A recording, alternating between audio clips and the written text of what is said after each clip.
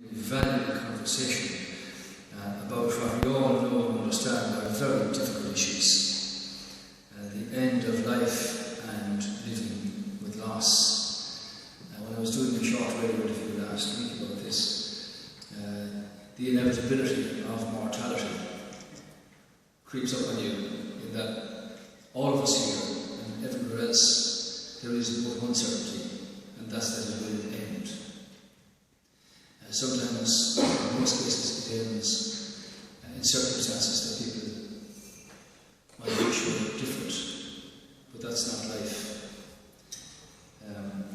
So these are probably some of the most difficult issues that any of us will ever have to contend with.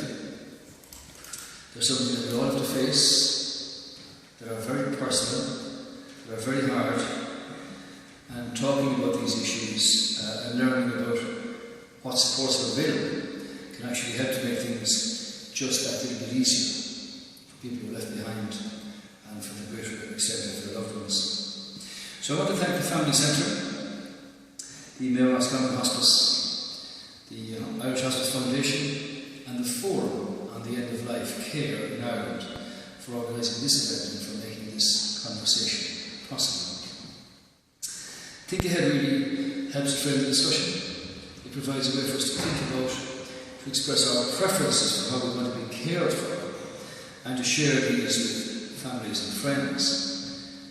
The discussion is never easy, but by thinking, by talking, by telling people how we want to be cared for towards the end of our lives, we make our death not separate to our life, but very much a lived part of it. And in a way, thinking ahead becomes the door of our choosing, the one that we opt to step through. At the end of our life, lived and very much on our own terms, if that be so.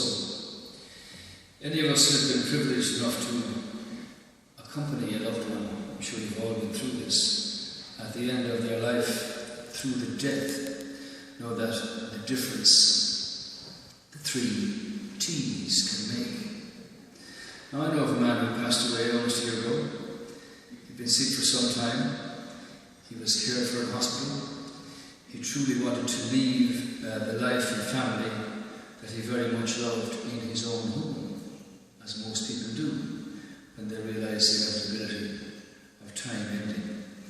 And in his determination to live out the life at the end of his life as he wished, he defied medicine, defied biology, even logic itself. The team at the hospital, for their part, they moved heaven and earth to get him there. Not alone was the man grateful, but he was joyful. And his last days became a victory over his illness, a celebration of his life, his family, the home that they had made, the life and story that they lived together.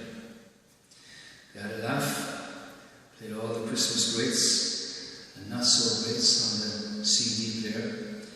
Tears were shed, stories were told, and songs were sung. And in those 5 days, the hospice home care team were both invisible and invaluable. The family had done the 3 T's without realising it. And as a result, they knew what their husband and their father wanted, and they made sure they got it. So now they're thinking, and they're talking, and they're telling for themselves, because the sheer randomness of life means it is never too early to start. Death, like life, is unpredictable. There is no script.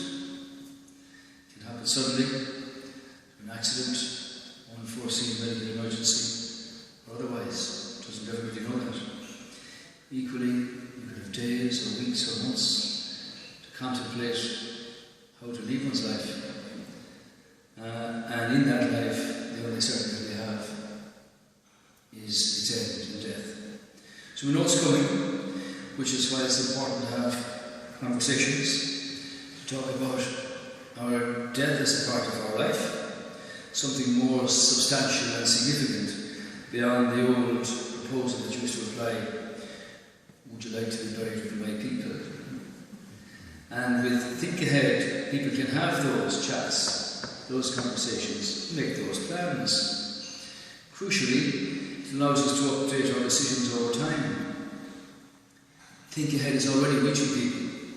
In the past year alone, the forms that you have developed, not sure if you remember it, 7,000 have been distributed across the country.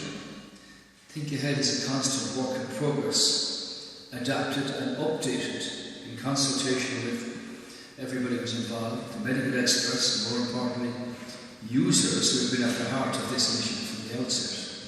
There's no compulsion, no mandatory requirement, all very good information for people who face collectively at some time that future. I'm also pleased to hear that work is still going on to make it suitable for use for people with dementia, intellectual disability. How many times have I had people come into me as a public representative and say, well, he or she is not in a position now to make a will, to decide what they might like to have done with the property or the assets that they might have owned. And of course, Think Ahead therefore encompasses more than our own care preferences. It covers legal issues, it covers financial issues, organ donation, funeral arrangements, all these things. So above all, it's kind of empowering, if you like. It echoes the palliative approach of the hospice movement. It puts the person who's ill right at the centre, making sure that their end of life care is as close to their wish as possible. How many times have I visited people in hospital before they move on, and they would say, oh God, I'd just like to be able to go home, my own room, my own corner, my own chair. So, like, from a government's point of view, the overall part of the reform of the healthcare system, you want to put, the healthcare framework where people's wishes around their end of life care are best being met. It's clear from repeated studies that so many people's preferences is to be treated at home, in the community, the place they know, the place they love. And with the rest of the best will in the world, oftentimes that doesn't happen. 30,000 people die in Ireland every year.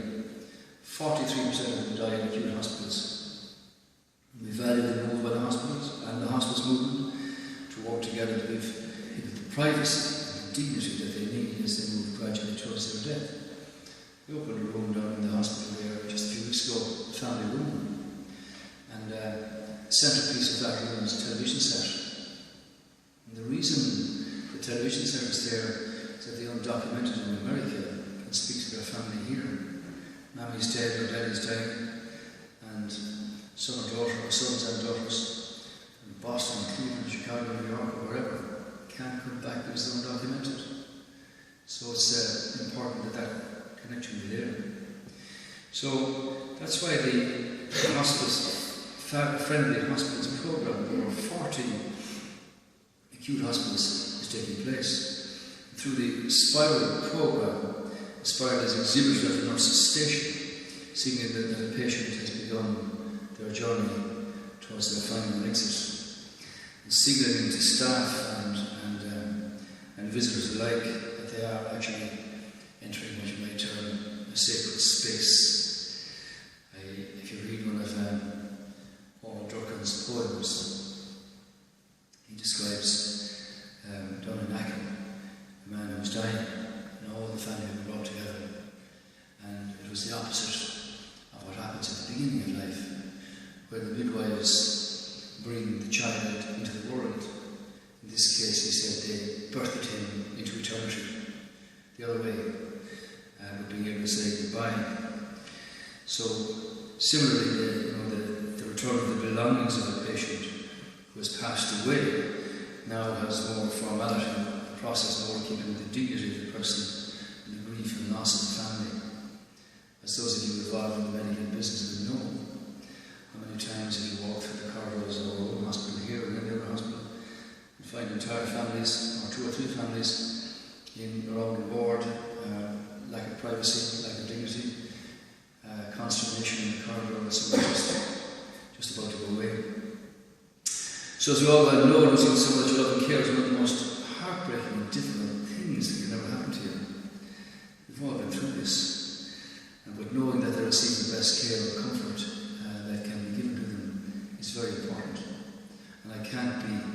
fulsome enough in my admiration for those who work with the frontline services and the hospice movement, for the professionalism, the invaluable and invisible comfort and relief that they give to families.